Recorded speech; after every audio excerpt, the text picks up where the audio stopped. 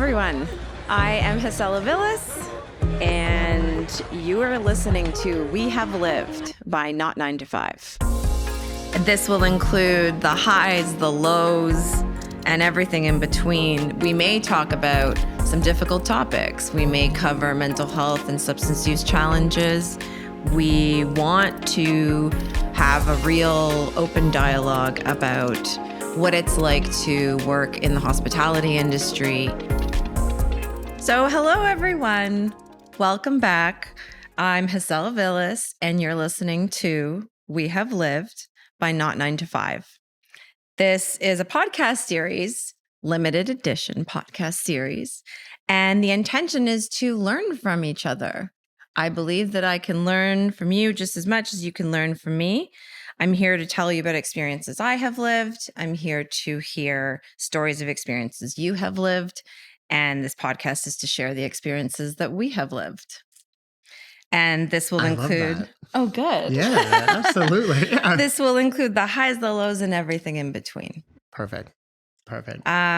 So I'm really excited that Not 9 to 5 has a podcast series now, and I'm so thrilled that you get to be my guest. Yeah. I can intro Same myself. Here. I was like, okay, yeah, sure, of course. I like the idea of interviewing an interviewer.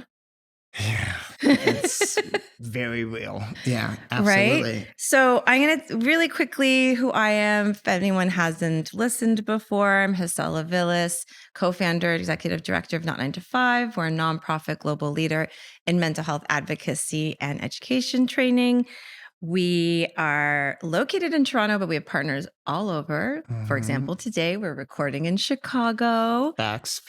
And so that's a bit about me and Not 9 to 5. Can you tell everyone a little bit about you? Like and who what I you am? do, who you are, what you do. Got it. Both, because they're not the same thing. Well, yes. So who I am as a person, my name is Justin Arnett-Graham. I am I'm a son, I'm a brother, I'm an entrepreneur. I am, I literally like to feel as if I am a community builder, and also just a dude. So I'm just like, I'm just out here. But what I do professionally is I own a creative agency based here in Chicago, but we're operational nationwide. And we really focus on blending the art and media industries with the hospitality platform and what that means and what that looks like. And ultimately what it is intended to feel like is integrating cultural messaging, because when you look at content, when you look at marketing initiatives, what constantly always happens is that you're not bringing consumers into what we refer to as like an ecosystem, because you need, in my opinion, you need consumers to be able to find themselves within the context of your narrative. And through that body of work, we launched Terms of Service, which is a James Beard recognized industry narrative. We are partnered with Blind Barber. We're currently in our 3rd season, and it tilts the microphone to the community of hospitality. We also have a brand immersion platform called Garnet, to where we bring people into the marketing initiatives of select brands. And that is essentially a creative free-for-all, to be quite honest, because it allows chefs to produce however they would like. It allows brands to really push the envelope. And then it also allows us to align with our venue partners to really create something special every single time. Because we understand that there are certain things that like restaurants and hotels and anything in a hospitality forward space has to do to keep the lights on. We're just very fortunate to work with, again, select brands that really see the value of overall curation. You busy. Listen, I'm tired. I am so impressed. And I've seen it firsthand. I've been a guest on your podcast. Yes. Yes. It was amazing. Yeah, It is thank you. amazing. Shout out to Terms of Service. If you haven't listened, Thank you. please do. Shout out to Nariba and Max and We miss Cortez you. and Rick and Travis and Daisy, like Marcus, like Your whole everyone that team. comes together to make that body of work something special and valuable. I'm inspired. That's why I'm here, because I'm inspired. You inspired me. So now we're doing our version, so not 9 to 5. Everything we do is by and for us. We are here to serve the hospitality community. I love the trains of Chicago in the background. Yeah. I was like, Shout we're out to in an the urban trains. environment, y'all. Okay. We are not going to act as if we are not. We are. I'm owning it. Yes. I I'm love just it. like, we're here in Chicago. We're at the studio, partnered with Margot Popio. And yeah, it's a vibe. It's a fucking vibe. Yeah. It's so good. I love it. Absolutely. So, okay, we're going to get into hospitality industry first. I Yeah. know that you're currently, as you described, hospitality adjacent, Mm-hmm. but originally you were in the depths of hospitality. Yes. So, can you tell us an industry story? And you can either pick funny, favorite, or fucked up. Your choice. And ideally, it's one of your own lived experiences, not someone else's. Yeah, absolutely. So the number one thing that comes to mind, this was when I was bartending at a now defunct wine bar by the name of DOC, located on Clark Street here in Chicago. And, I only worked there 3 days a week, right? So it was Thursday, Friday, Saturday. Okay. And Thursday night, it's just me. Friday, we got the whole crew. Okay. Saturday, the whole crew. But Thursday, it's just me. And there's something about a wine bar to where it can be an absolute shitstorm outside. And that will be your busiest evening because people will make that pilgrimage to come to the spot. And I'm just like, I would never have left my sofa. I was just like, the only reason why I'm here is to get paid. But then also I was just like, it's a monsoon, it's a snowstorm. I don't really understand it, but whatever. I guess I get it because it's cozy, it's comfortable, and we were just slammed. I was 4 people deep at the bar. Wow. The entire bar was set. I had every single table because again, it was just solo. me. Oh yeah. And solo. And I had a busser by the name of Jerry. Shout out to Jerry. I hope you're doing well because I don't know where you are now, but you're like the best person ever. Thank you so much for holding me down for those years. And it was really interesting because I felt like I had a groove, I had a rhythm. Mm-hmm. And then the next thing I know, there was this guy that pushed through everyone that was hanging out at the bar and was just like, hey, I need a lychee martini. And I was like, dog, I need you to turn around and have a look at exactly where the hell you are. Because it's just like, I can do vodka gin martinis and we can make that happen. And he's like, oh yeah, I'll just do I'll do Grey Goose. And I'm like, that's correct. That's exactly what you're going to do. And then he pulled me to the side later and he's like, yo, you called me out in front of my girl and blah, blah, blah. And I was just like, it wasn't meant to be harmful. It was meant to be helpful, right? It's just like, you have a need. I am in a position to fulfill said need, right? But no, we're hospitality, in my opinion, goes as far as it's protected within a firewall, right? And the idea of someone that doesn't give a shit about hospitality, doesn't care about the workers of hospitality, but only cares about themselves in that moment was just a big deal. And we actually had a conversation about it to where he ultimately apologized. And I was like, it's fine. And unfortunately, this shit happens all too often to where people are just like, well, your job is to completely cater to me. Yes. When ultimately my job is to ensure that you have a superior experience within the context of the establishment. I love that story. There's Thank you. so many layers to it. Oh, for sure. And it's just like, and also it's just like, shout out to the lychee martini drinkers out there. But I'm not the one. So. Hey, there's a time and place for things.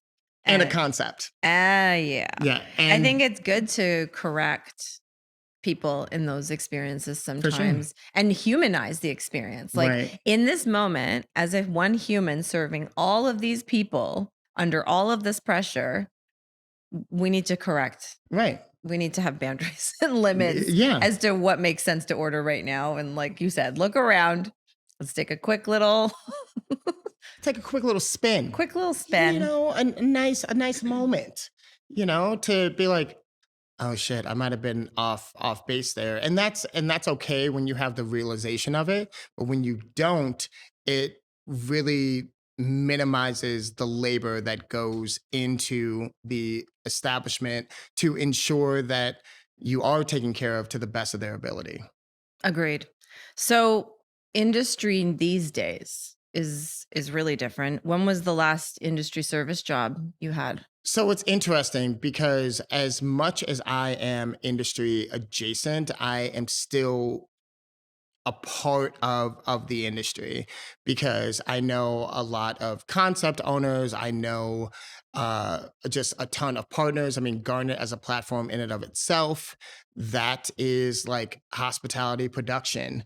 So, but I would like to answer your question. There is a spot in the West Loop to where I have been and currently am affiliated with. Okay. And it's interesting. So I will leave it at that.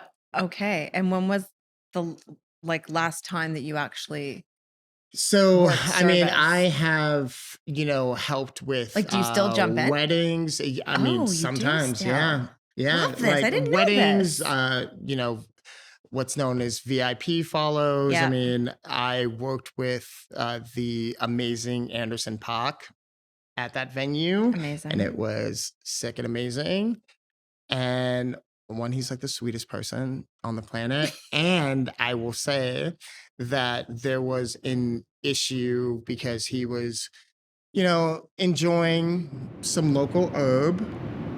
And it's just like, yo, you can't do that here. And as I was talking to him outside, he was just like, we smoke all over the world. I mean, it's true. I was like, absolutely. And so it's legal in Toronto, Canada now. It's legal here. It's legal here. But I understand within the context of a private business, you can't do it. Yeah. But he was literally nothing but a sweetheart. Love to hear that. Yeah. Love the tunes. Yeah. Okay, so we have talked. So Justin, I mean, full transparency for the audience. We know each other. We've hung out together. I know. We're friends. I know. I like you. Yes. Same. And so many times I've had conversations with you that I wish could be recorded. So my intention with bringing you on this podcast is to try to get into it and try to really talk about the same way that we would if we weren't being recorded right now. And I think, so one thing that we've talked about a lot, and you obviously cover in terms of service quite frequently, is how complicated our relationship is with the industry, having been in it for this long. It's been decades at this point for me. And it's I don't want to say love-hate, but it's just a complicated relationship. There's aspects of it that I love. There's aspects of it that I have a really hard time with. And so much change that I want to see happen.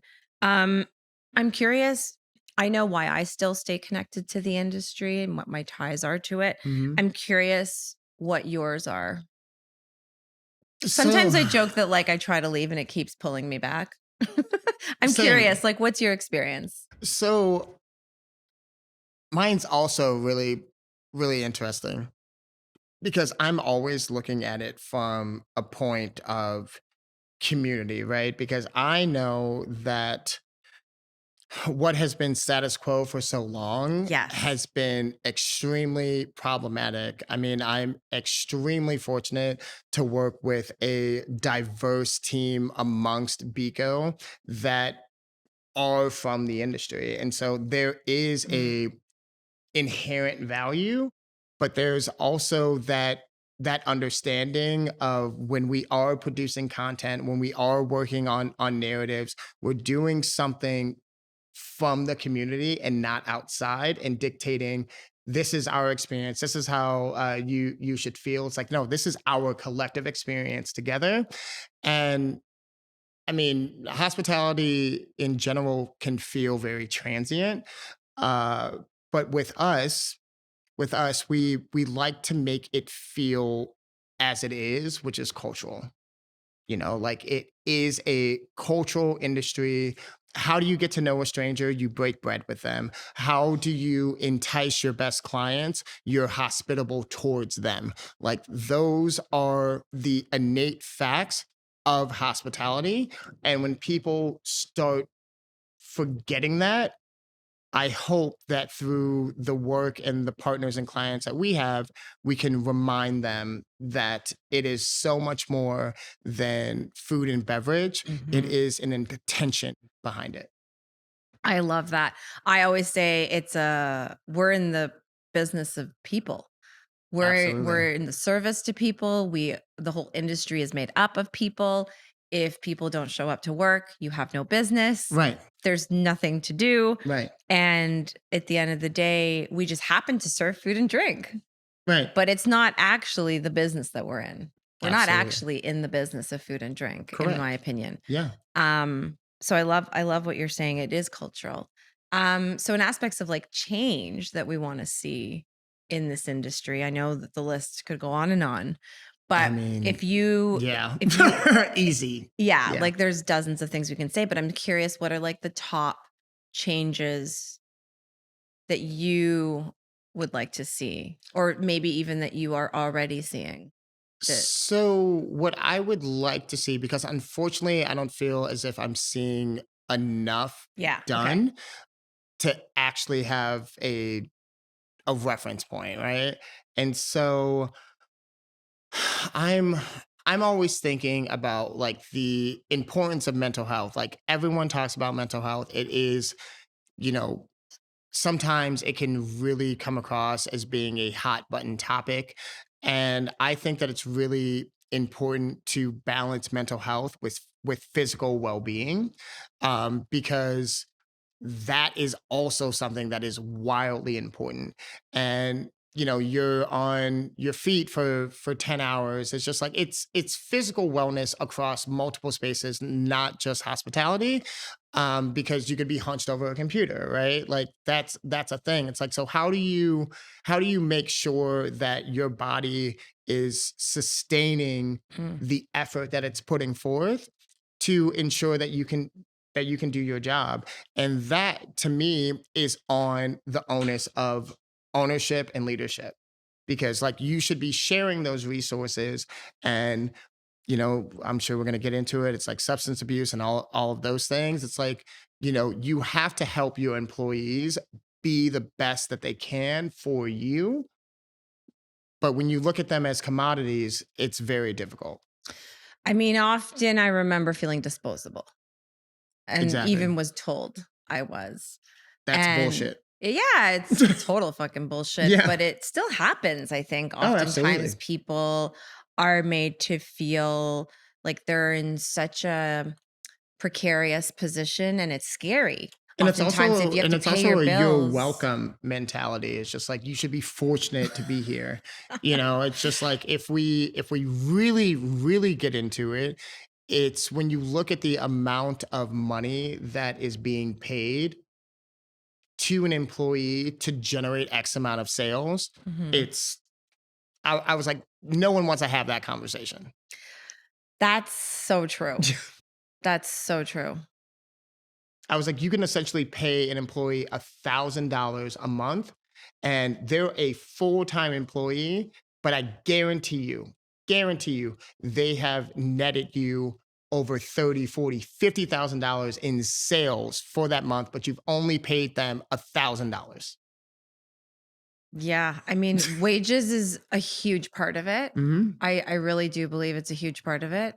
And I also think it's not the whole picture either, right? Like Alternative wage models are so important to explore. Definitely the fact that workers are getting overworked and underpaid, or that wage theft happens, or, Yes. like I was telling you in Toronto, I've heard of, there used to be this thing called house tips. And basically it meant that the establishment, that the restaurant was taking a percentage of the tips, and they were called house tips. It's illegal now. But it still happens. And Right. so there's Right. the There wage are aspect. surcharges out there Yeah. to where it's like, no one is really familiar with what that means and where it's going. Right. There's not transparency of where the money goes. Zero. So I think, okay, so going back to your answer though, I think you were saying like definitely adequate compensation is a very Yes. basic Yes. need Yes. for any professional or any Yes. work. But you were saying about like sharing mental health resources, workplace mental health conversations, And also physical wellness initiatives and physical wellness, as exactly, well. initiatives. It's just like, I love this. yeah, I love what you're saying with yeah. this, because I think that helps kind of really embrace something that's been missing in this industry for a long time, which is that, like, as an employer, it is your responsibility to provide safety in the workplace. And part of safety, it can be physical safety, psychological safety, but part of that employer's responsibility beyond safety as well is encouraging people to be able to show up as their best self. And that means they need to role model and encourage and invest in programming that helps their mental and physical well-being. Yes. I mean, I use this example quite often to where when you actually are conscious of it and you're focused in on it, you will see it everywhere, right? It's the bar late at night, right? It's just like you go to any industry bar, you're going to see the young, sprightly, like newer employee at said establishment that's just happy to be there. You're gonna see the seasoned server or line cook or chef even just being like, yeah, like this is fun because we do this shit all the time. And then when you start really paying attention and going down the line, you start seeing individuals to where it like that environment becomes medicinal for them. It's a coping mechanism as well. Absolutely. Absolutely. Because it's just like, they're like we're doing this again. And, it's just like I can't imagine going home and winding down naturally. I just, and I'm also physically exhausted, right? Like that's what they're thinking, that they're physically exhausted and they want to just sit down. And they're there for hours That's the thing. I think after the shift, like until like 4 or 5 in the morning. Yeah. And then they're back at it again at like noon, 1, or just like, and then they just keep doing it. And instead of it being a temporary exercise, it becomes again medicinal to just tolerate the realities of the experience that they're a part of. Yeah. I think the other piece is the fact that it doesn't have to be that way. This is what I always think back Yeah. to, is that like you go and you see other workplaces where there's adequate breaks, where they're encouraged to take breaks, Right. where you're not pushed to these like intense limits, where your humanity is, there's a lot of dehumanizing that happens in this industry. And I think beyond just the workplace, so we were talking about, the changes we want to see in the industry. So beyond just the workplace, I also want to get your opinions on other systems around the industry that are complicit in upholding the way it is. Because I think oftentimes we really think, okay, it's the owner's fault. They own that bar. They're not focusing on well-being. They're not giving them adequate breaks. They're not giving them adequate compensation. It's their fault. Right. But I want to just take a minute, take a beat, and remind us that that one owner operator is not necessarily the problem. Right. They're almost, to me, like they're part of the problem for sure. I'm not excusing them for what's happening in their establishment, but I really think that as an owner operator in this business, you're also one of millions, one of thousands. And within the system of hospitality, there are other players that are upholding the status quo. We were talking about challenging the status quo and Mm-hmm. questioning the way things have been. And so I want to dive deep, as someone, you have the podcast, you're now launching a podcast network with other industry partners like us. Yes. And welcome and hello. Hello. Shout out to us. Yes. Working Absolutely. together. Yes. And I wanna get your thoughts on being a media platform and your responsibilities of leading a media platform. So what's interesting about terms of service, and there are a multitude of examples of things that, kind of really transpired during the pandemic and, Yes. like civil uprising, like that's a whole thing. And so we first and foremost realized that upon the industry shutdown, what we saw, what we felt, what we were like saturated in was the same shit over and over and over. It was like GoFundMe's from, large institutions, like massive restaurant groups. And we were just like, that is wild as hell to me. I was just like, hold on. And then, you have mom and pop shops that are trying to get by and asking, like for support from their community. And we wanted to do something different. And we wanted to create a content package that really represented the spectrum of hospitality.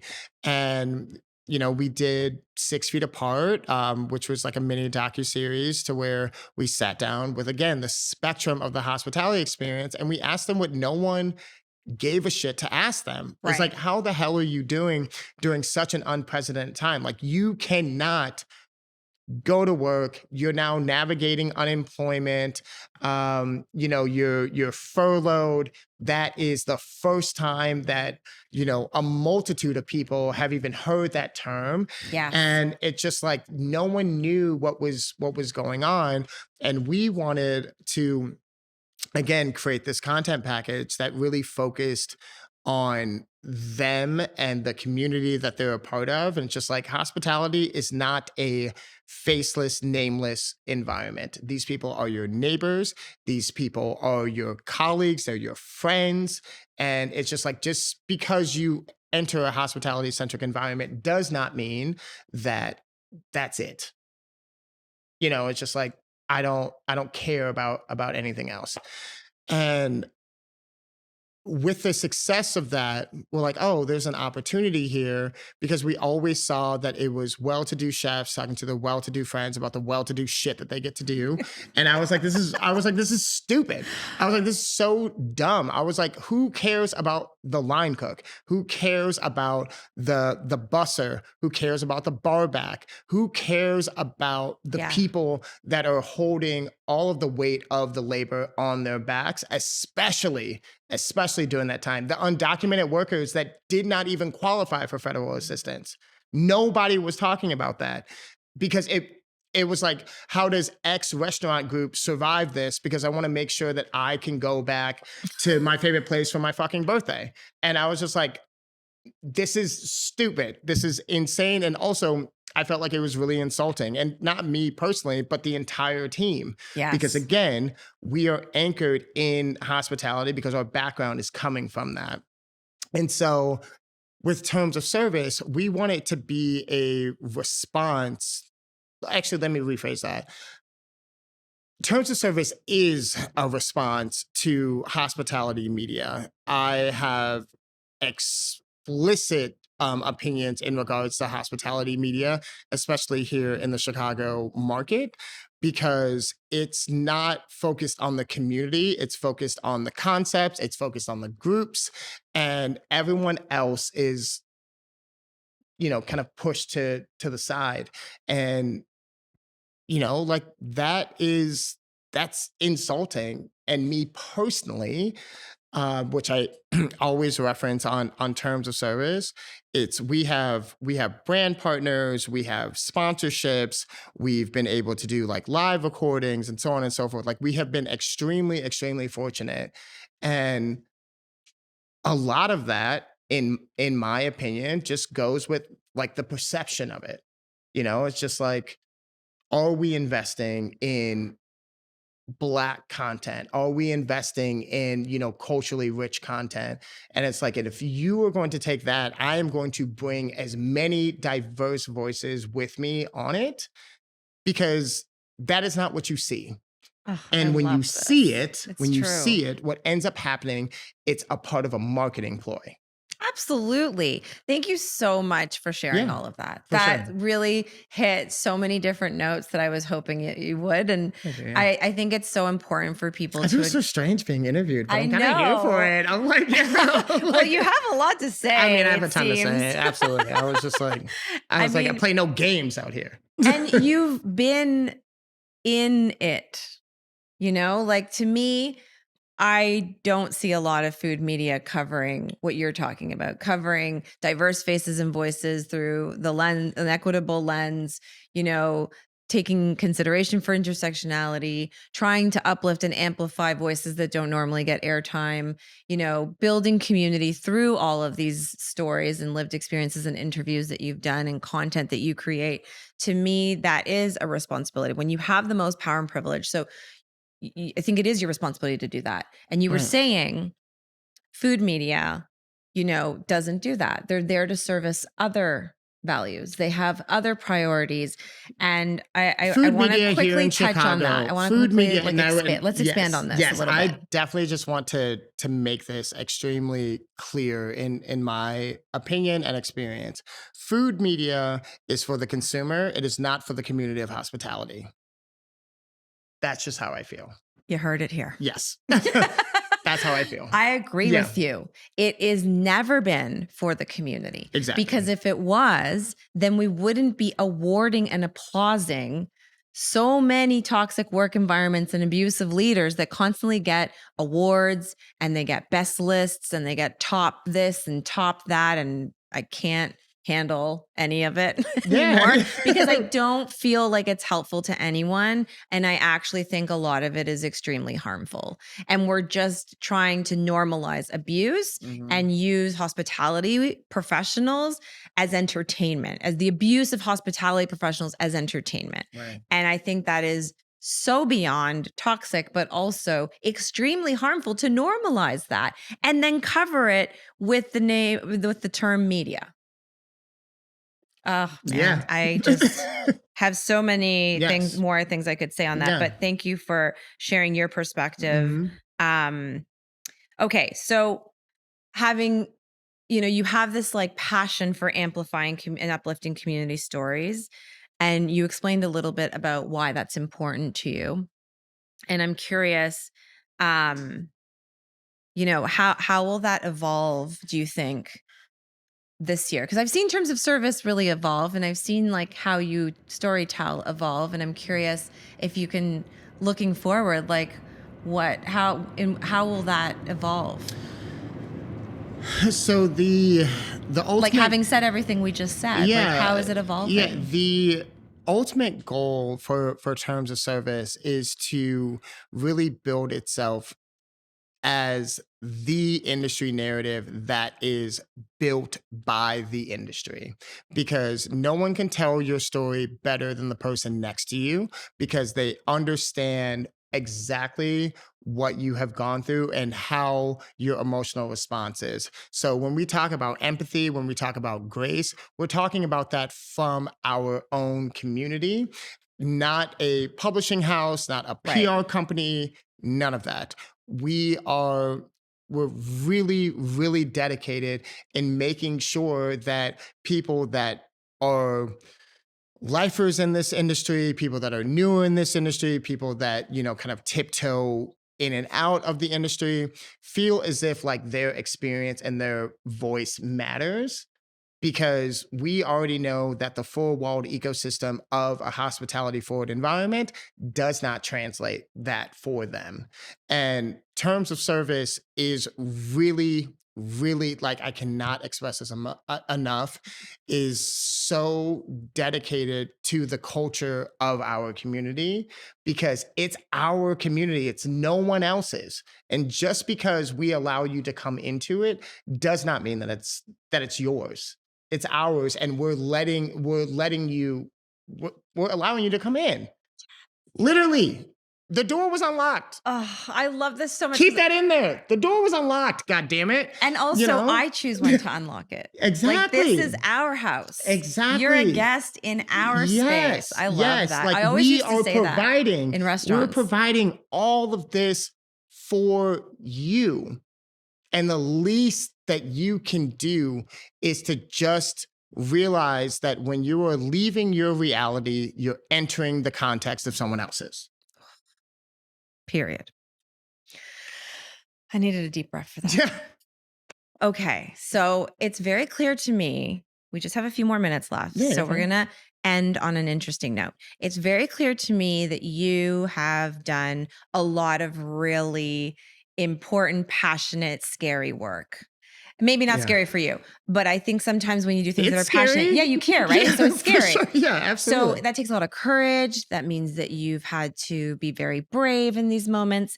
So in my pilot intro episode, I talked about FFTs, which is fucking first times. I love and that. how an FFT is a moment when it's scary, vulnerable, uncomfortable experiences in life. You're not a pro yet. You're stumbling, you're clumsy, it's awkward as fuck. Right. And I'm curious, what was your latest FFT? Would you share with us? Or a FFT moment that you're willing to share? I just have to reference terms of service again. Yay. That was and it still is like a massive undertaking.